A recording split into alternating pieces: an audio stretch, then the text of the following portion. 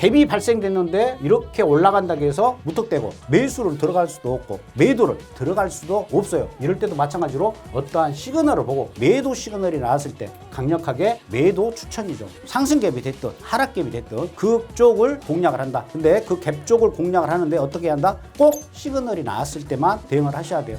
구독, 좋아요, 알림 설정은 선택이 아닌 필수입니다. 덤으로 남한산성도 필수입니다. 안녕하십니까. 해외 선물의 시조새 남한산성 인사드리겠습니다. 오늘 이번 시간에는 갭에 대해서 설명을 좀 드리도록 하겠습니다. 갭에는 종류가 총 4가지가 있습니다. 먼저 일반적으로 보통 갭이라는 게 있어요. 보통 갭은 가장 많이 연출이 되는 거죠. 해외 선물에서는 주로 이제 주말을 지나고 월요일 날 장이 시작되면서 월요일 날 발생이 되니까 먼데이 갭이라는 게 있어요. 먼데이 갭은 거의다가 이 갭을 채우는 그런 경향을 보입니다. 그 다음에 이제 매일 아침에 1시간 정도 장이 휴장할 때 갭이 생기는 경우가 있는데 우리가 보통 생각하는 갭들은 다 보통 갭이에요. 왜 그러냐면 우리가 단기적인 파동을 가지고 거래를 하지 않습니까? 중장기적인 파동, 일봉, 그 다음에 주봉, 월봉을 보고 우리가 거래를 하지 않기 때문에 거의다가 다 보통 갭에 들어간다. 이렇게 추세가 없이 이렇게 갭이 생겼을 때는 이 갭을 그 다음에 바로 채운다. 이 정도로 여러분들이 이해를 하시면 될 것 같아요. 그 다음으로 보통 어떠한 추세가 박스권으로 이렇게 움직이다가 강한 상승을 보일 때 갭을 띄워서 그 다음날 바로 이렇게 또 상승하는 경우가 있습니다. 이럴 때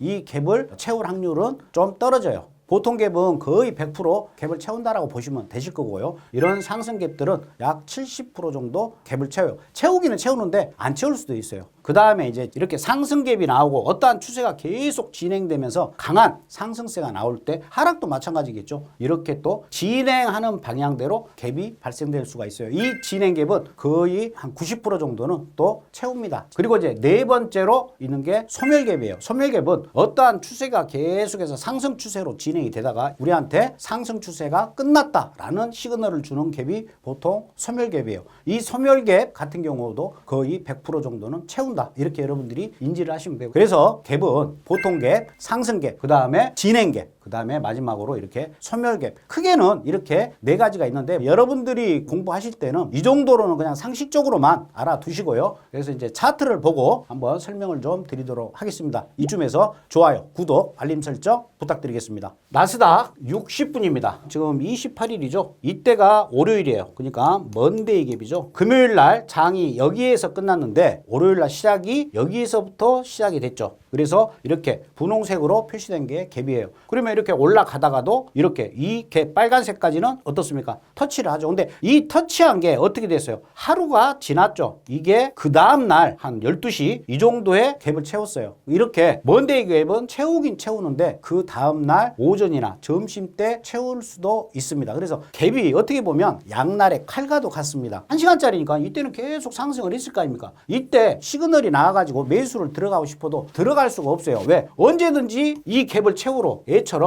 급락을 할 수가 있기 때문에 이게 무서워가지고 들어갈 수가 없습니다. 그렇다고 또 반대로 추세가 이렇게 있는데 갭은 채울 거야. 이런 생각으로 계속해서 매도를 칠 수도 없는 노릇이죠. 그래서 이럴 때는 어떻게 대응을 하냐면요. 일단 먼데이 갭은 거의 다가 채웁니다. 90% 이상 채워요. 100%라는 건 없으니까. 채우면 어쩔 때 우리가 들어가냐면 만약에 어떠한 NS밴드가 예를 들어서 이렇게 진행이 된다. 상승이니까 NS밴드가 우측으로 올라가겠죠. 그러면 이럴 때 하향 이탈이 됐네? 이 시그널을 보고 매도를 여기서 때리는 거예요. 여러분들 같은 경우에는 이동평균선이 있다. 이렇게 진행이 됐다. 그럼 이런 자리가 이동평균선 하향 이탈을 했구나. 그걸 판단하고 매도. 그러니까 하방에 갭이 있으면 매도 쪽에 정확한 시그널이 나올 때까지는 참아야 돼요. 왜? 추세는 어찌됐든 간에 우상향 상승이기 때문에 이건 그냥 일반 장이 어젯밤에 끝난 거하고 장이 시작했을 때 갭이 발생된 겁니다. 이 갭도 바로 채우죠. 이거 같은 경우는 이게 지금 11시니까 11시 고점을 찍고 유럽장 시작하면서 갭을 채워요. 여기도 마찬가지죠. 갭이 발생됐는데 이렇게 올라간다고 해서 무턱대고 매수를 들어갈 수도 없고 밑에 갭이 있는데 저 갭을 채운다는 보장성 때문에 매도를 들어갈 수도 없어요. 이럴 때도 마찬가지로 매도 시그널이 나왔을 때 강력하게 매도 추천이죠. 하방에 갭이 생겼다? 매도 우선. 저 같은 경우는 NS밴드를 보고 하는데 이 NS밴드 지난 과거 영상에도 다 나와 있고 궁금하신 거 있으면 아래 링크되어 있는 카톡방으로 들어오셔가지고 질문을 하셔도 됩니다. 다음은 항생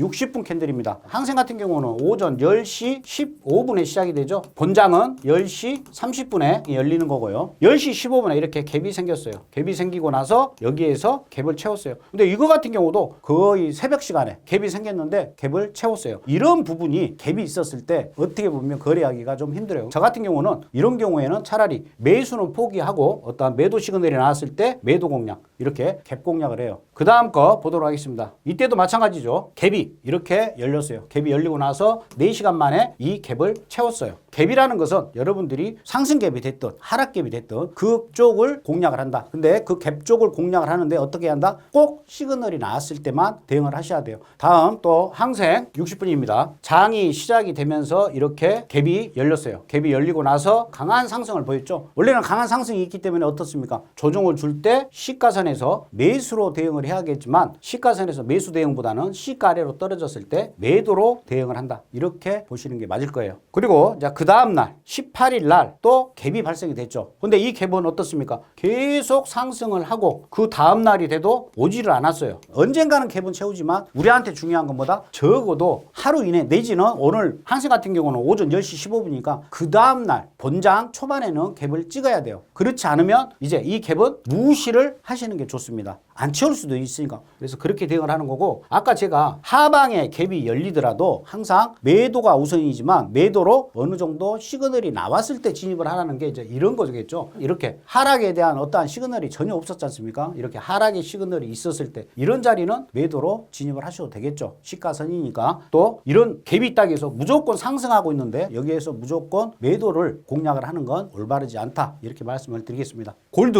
60분입니다. 지금 현재 갭이 이렇게 열렸어요. 종가는 여기에서 끝났죠. 그 다음날 시가는 여기에서 시작이 됐습니다. 떨어지고 있죠. 떨어지고 나서 결국은 다음날 11시에 갭을 채웠어요. 보통 갭은 장 시작할 때 열리지 않습니까? 장 시작할 때 열렸는데 그 다음날 오전까지는 그래도 갭을 공략해도 돼요. 하지만 이때까지도 만약에 갭을 안 채웠다 그러면 이 갭은 그냥 무시를 하는 게 맞겠죠. 그리고 보시다시피 위에 갭이 열렸기 때문에 매수 우선, 어떤 매수 시그널이 나왔을 때 이런 자리도 사실상 매수로 들어가서 수익을 낼 수가 있겠죠. 이런 자리도 조정을 줬다 그러면 이런 자리 시가 위로 올라왔으니까 매수로 공략하는 게 올바른 방법이겠죠. 그리고 여기서 또 하나, 보통 갭은 지지저항 역할을 하기도 합니다. 무슨 말이냐면 갭이 여기에서 발생이 됐지 않습니까? 그러면 이 선이 이제 지지선과 저항선 역할을 합니다. 여기가 뚫렸죠? 이렇게 뚫리면 뭐다? 이제 갭이 발생됐던 지점이 반대로 지지선 역할을 하는 거예요. 그래서 계속 상승을 한다. 하락 쪽에 갭이 생겨도 마찬가지예요. 그 갭을 하향 돌파했다. 그러면 그 자리가 저항선이 되는 경우도 많습니다. 그래서 일반 갭, 먼데이 갭이라든가 그냥 오전에 발생되는 일반 갭들은 다 보통 갭이에요. 보통 갭이라고 보고 여러분들이 대응을 하시면 되실 것 같아요. 그래서 갭 공략 어떻게 보면 우리가 거래하는데 중요한 팁도 될 수가 있는데 양날의 칼과 같으니까 절대적으로 맹목적으로 갭을 채운다라고 공략을 하는 것보다 갭 방향으로 공략을 하되 정확한 시그널이 나왔을 때 공략을 하는 것이 올바른 매매법이다. 이렇게 말씀을 드리겠습니다. 지금까지 남한산성이었습니다. 감사합니다.